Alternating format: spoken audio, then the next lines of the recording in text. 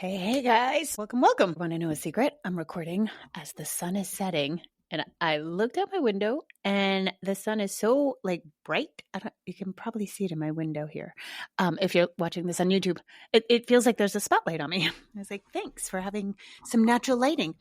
I'm recording this later in the day. It's 5:30, guys. I'm usually winding down by 5:30, just so you know. Getting ready for bed.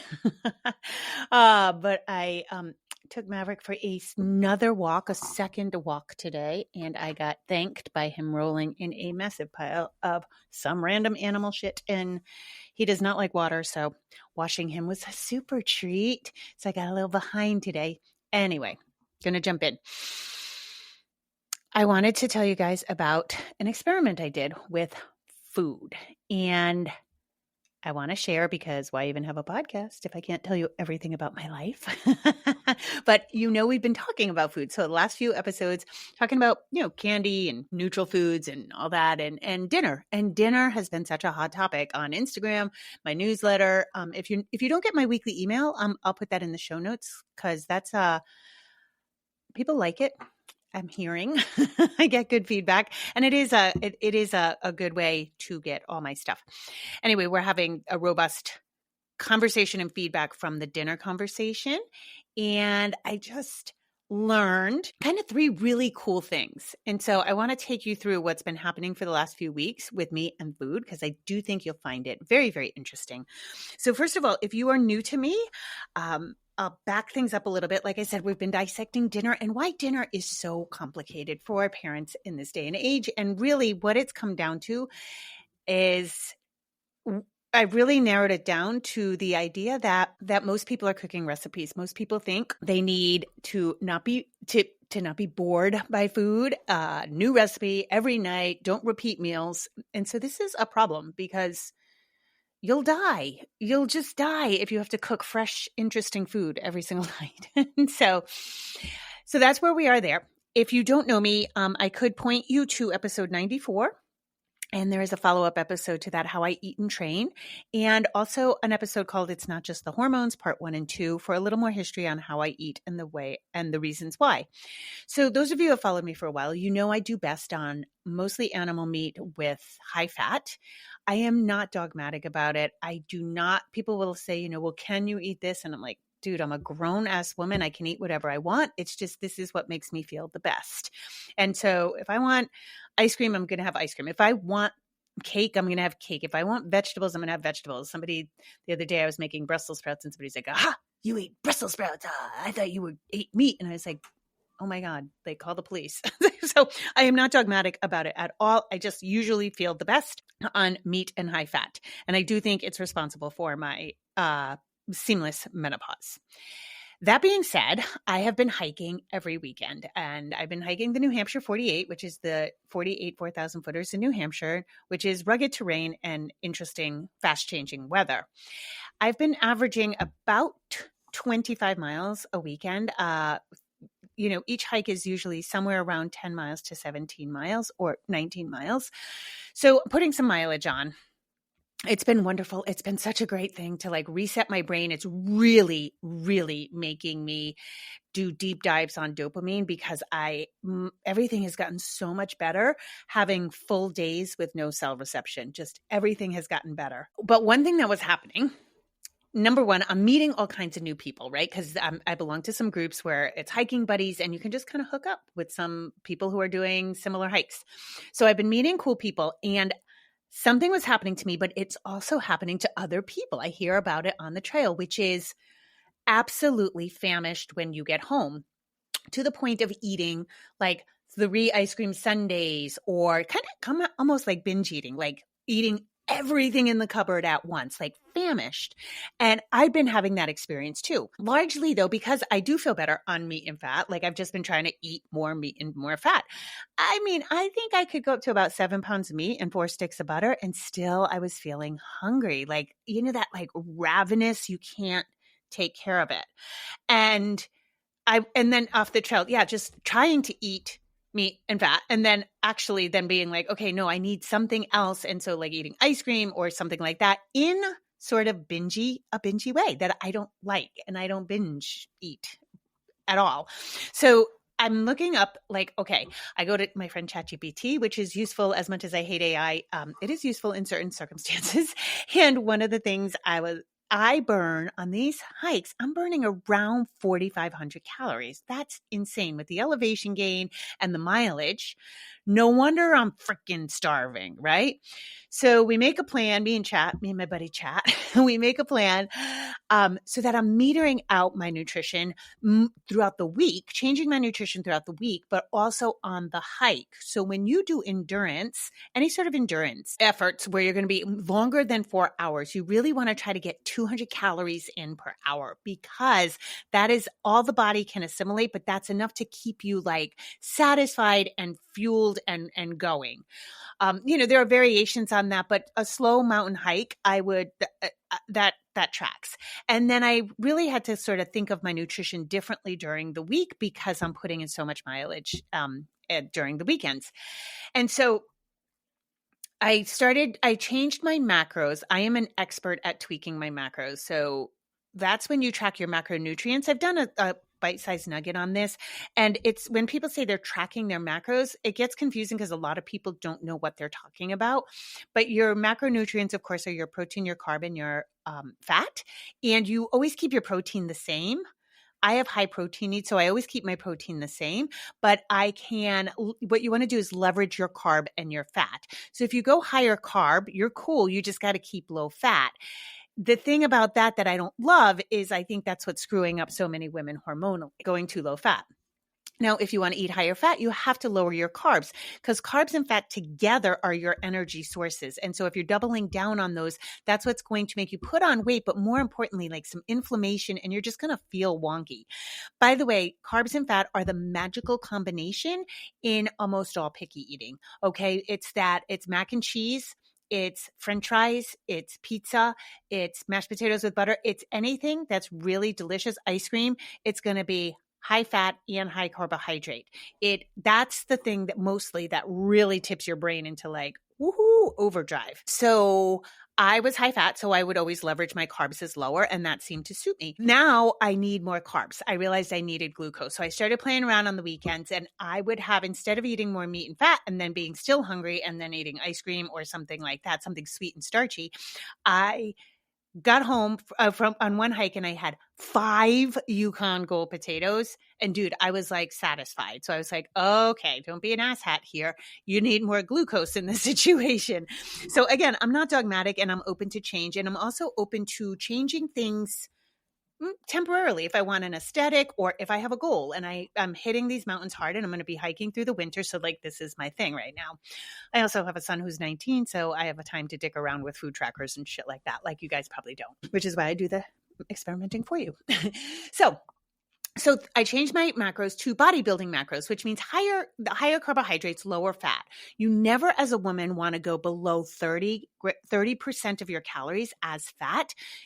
Ideally, it should be at more like 40% to keep all your hormones regulated. Okay. And I say this almost every episode, it feels like, but if you go too low fat, that is why I think so many women are struggling with perimenopause because their hormones are getting completely imbalanced and dysregulated far too early in their fertility career, if you want to call it that. Not that it's career, but in the fertile years. So like women as young as 35 are experiencing horrific perimenopause. And I really think a lot of this is because of low fat and lowering cholesterol too low. That being said, I switched over. So I went a little bit leaner, less fat, right? Leaner cuts of meat and more carbohydrates. And it was feeling good. And so what my plate started to look like was this very average plate. It was, carbohydrates. So like I'm doing really well with potatoes. I peel them except for the Yukon Gold. I peel them because potatoes are nightshades and they can affect my arthritis. Right now, they're not. And the nightshade, what's really toxic is the skins. And I've also, if you've ever had a colonoscopy or a colonic, like at a spa, I have, and they have like a window and you can see what's coming out of you go by, and potato skins stay in your system for a really long time. They kind of get stuck to the gut lining. So anyway, it was enough for me to peel my potatoes, but I do well with potatoes, Yukon Gold potatoes, rice, white rice, not brown rice. Brown rice isn't great for you. It gives you like diverticulitis. I know it's got, everybody like kind of puts a health halo around anything brown, I feel like. But anyway, brown rice doesn't do it for me, but white rice is an excellent recovery food for me. And squash. I love fall vegetables. I love Brussels sprouts. I love the cabbages. I love anything that's sort of harvested in the fall, all the squashes, any squash, and potatoes. So that's what I'm doing currently. I put a little bit of butter, not a whole lot, because, trying to stay at like 35-40% fat, it's not a whole lot of fat considering what I typically eat, but enough for it to be like tasty, but it's plain food and vegetables. And the vegetables I was not having a good time with. So even the Brussels sprouts, even the ones I love, and even doing them in very, very small amounts, I just found myself to get extremely bloated like hard and gassy. And so I just ditched them. I don't think vegetables are what we think they are. When you really dive deep into the nutrients, number one, our soil's depleted. So a lot of that shows up in our vegetables. They've been kind of stripped of nutrients. We've also, oh my God, I can't even think of the word. When we like cross-pollinate, and it's not genetically engineered, but we've genetically like crossed species to make them sweeter, and they're really not as nutritious as we think. They also have a health halo, and a lot of what is claimed to be in vegetables disappears the minute you cut it. So anyway, I have no problem ditching them. So I ended up just ditching them. So really what I'm eating is like meat and like rice or potatoes. And so my plate looks very plain. And here is 3 things that I have learned that I thought you guys would be so interested in.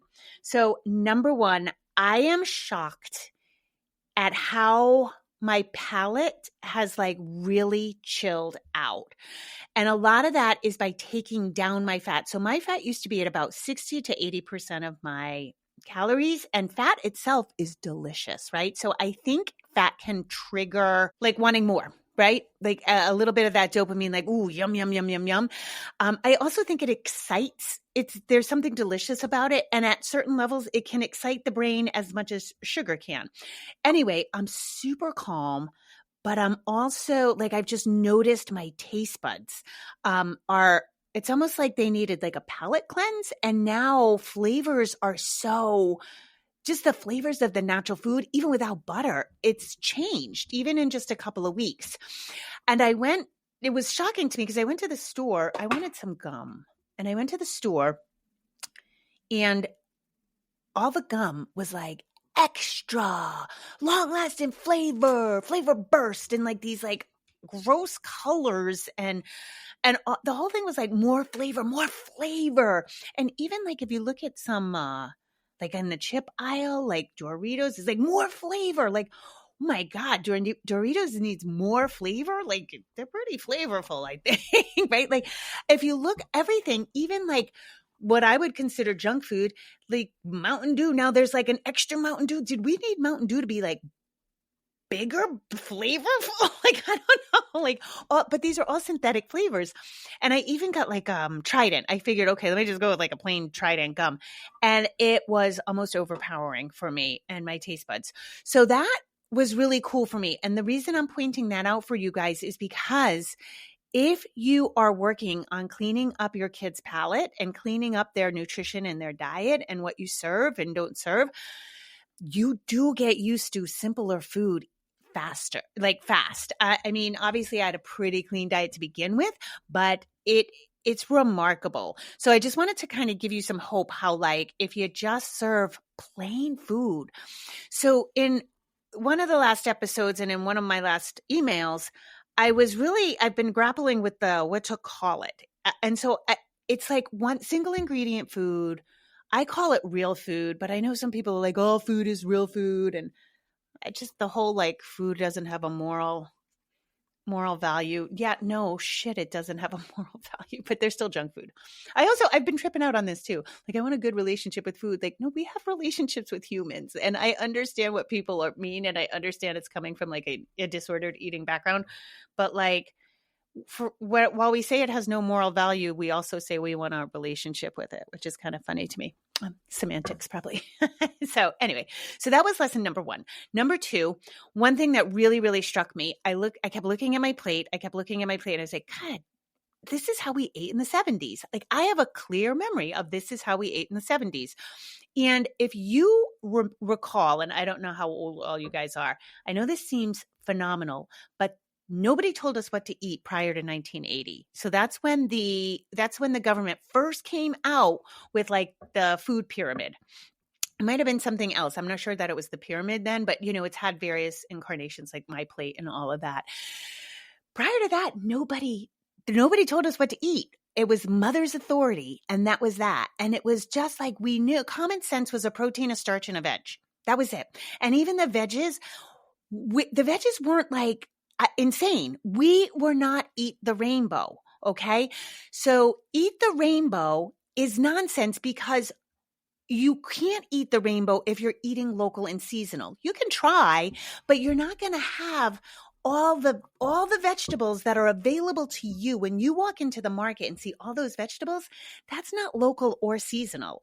And so it messes with our head. It messes with our biology, but it confuses us thinking we need more than we need. Yeah.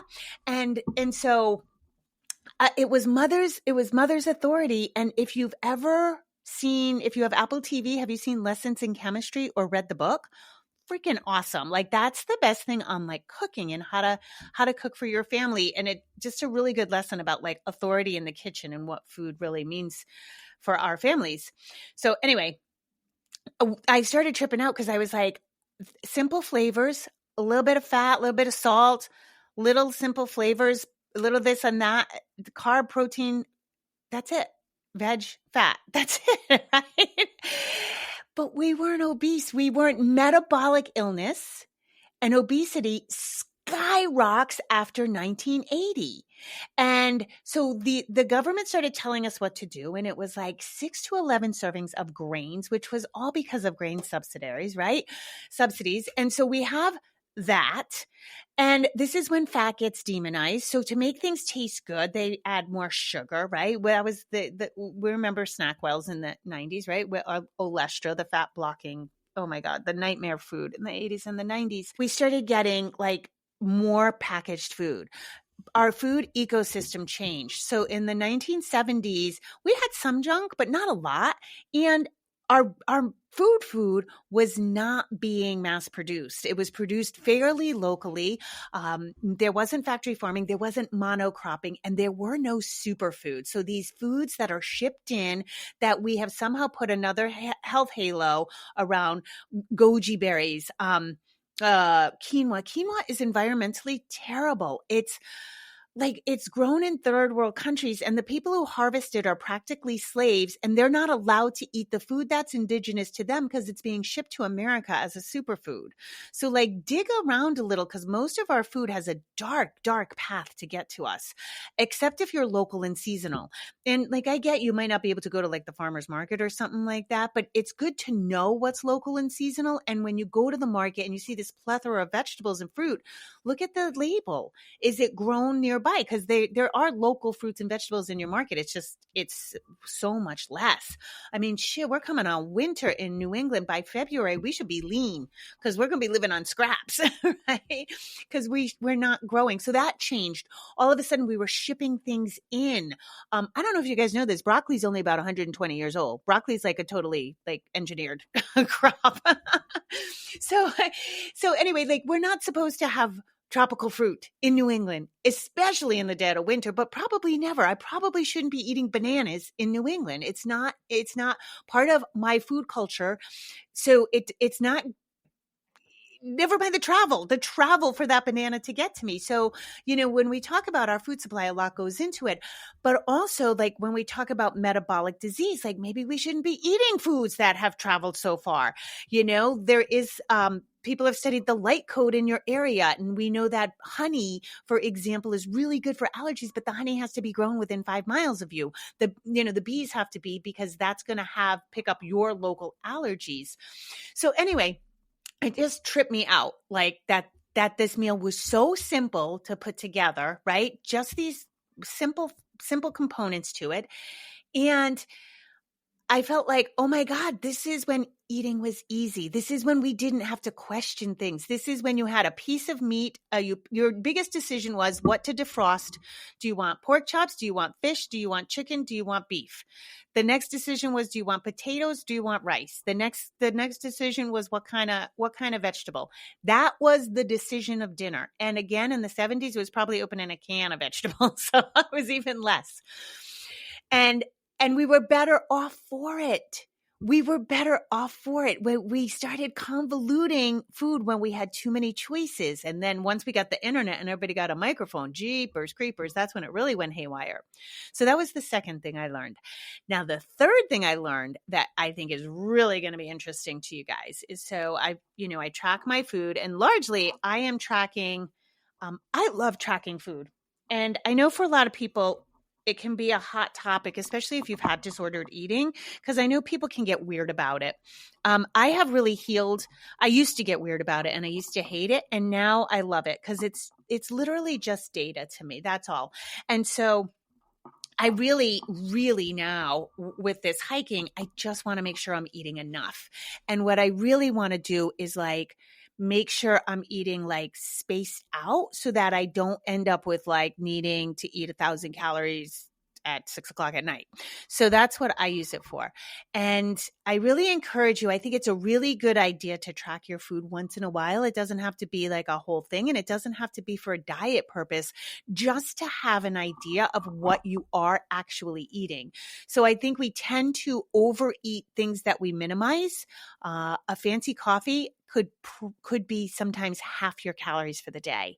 And I don't think calories are the be all to end all. I think all of these can be rough numbers, but I think it's really a good idea to just know, like, oh my goodness, like everything that I'm putting in my coffee is what a person my size should eat in a day.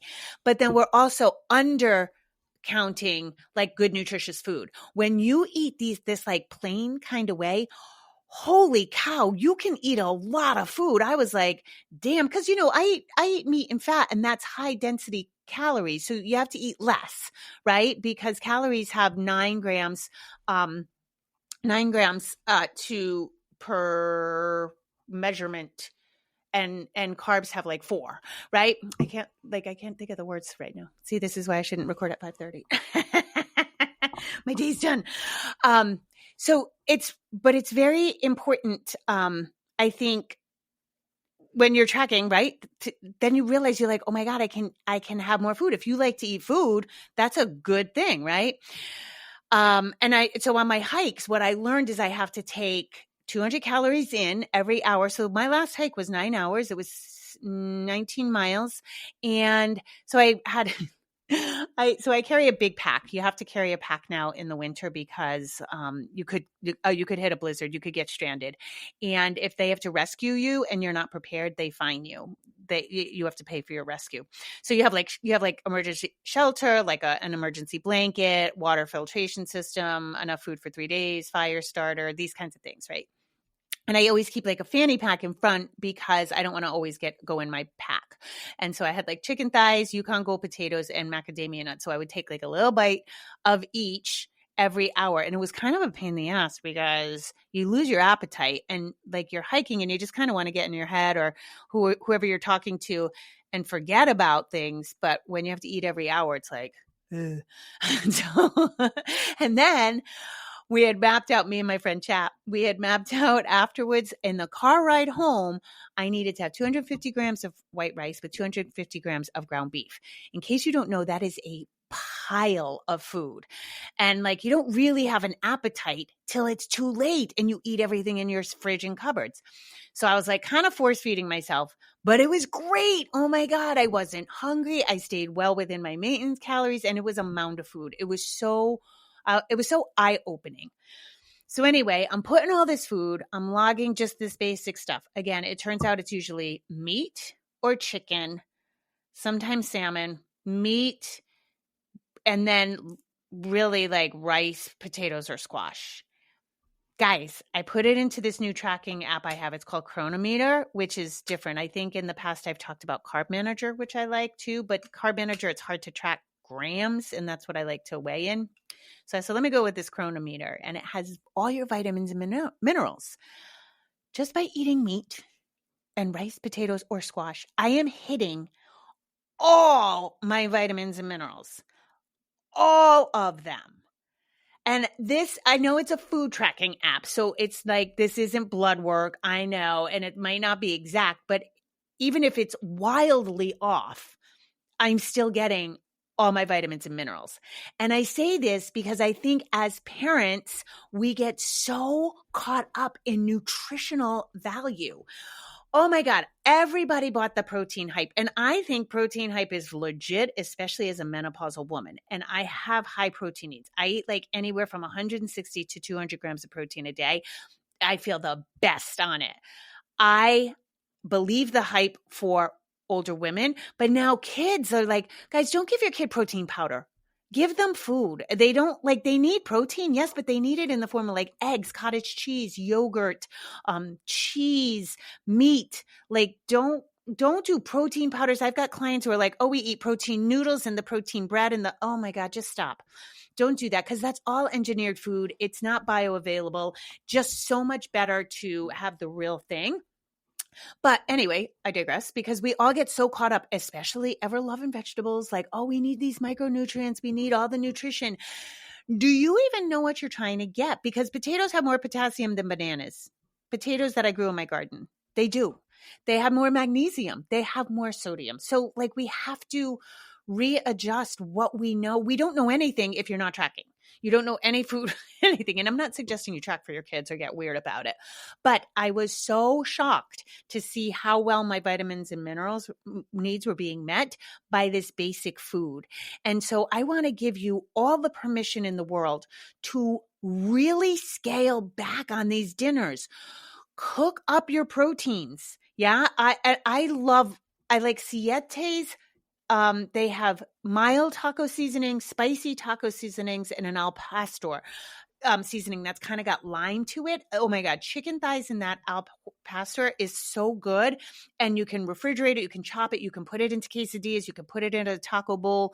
You can prepare all these things ahead of time. And the Yukon Golds you can boil up and keep in the fridge. You can do the potatoes, you can do the squash, and then you just reheat. It's so easy. So plain. Adjust your taste buds.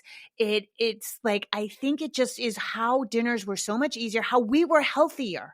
And I think we were not obese as a society, and we were not metabolically ill. Guys, 70% of Americans are obese. 93% of Americans are metabolically unhealthy. That is insane. Like, America's going down the toilet as far as health. And here we are, like, making life harder with freaking recipes, thinking our kids aren't getting nutrients. Ground beef and rice, done. Like, so anyway, I couldn't wait to share this with you, not just because like it's been a fun couple of weeks of experimenting. And like, also, if you are doing heavy activity, you need to figure out, and you can't believe your phone and you can't believe tracking watches. You really have to go online and just put in like mileage, elevation gain, whatever other data you can give AI to get your calories. Because I think sometimes tracking, Apple Watches are notoriously inaccurate for step counts and mileage. So I have like my iPhone that I keep on me. But it's inaccurate. And even I've had Garmin's in the past, and they can be inaccurate, or they can lose the satellite or just stop. And so it can be really tricky if you're doing endurance, any sort of thing like that. By the way, I would consider parenting an endurance athlete exercise. So especially if you're home with your kids all day, I think you're an endurance athlete. Not that, no slight on working moms and dads, but yeah, the stay-at-home parents have a special kind of endurance, I feel like. make sure you're getting an accurate count, okay, of eating enough. And again, I do think it's really valuable to track, especially if you're looking for an aesthetic. I don't see anything wrong with that, but to make sure you're eating enough, and make sure you're eating enough of the stuff that fuels you. You might be shocked at how low your protein is, or you may be shocked at like, oh wow, I didn't know I eat 700 grams of carbohydrates. Okay, maybe I could go down to 500 grams, right? Or again, like fat sneaks up on you, and I love fat. I'm all about high fat. But again, if you're doing high fat and high carbs, you might feel really sloggy. You might be putting on weight. It can get tricky. So you want to leverage those too. All right. I'm going to go really get ready for bed now. And as always, you guys, I totally appreciate you. And I think that's it. Yeah. All right. Rock on. Put your phone down. Okay. Let's all do it. Put your phone down.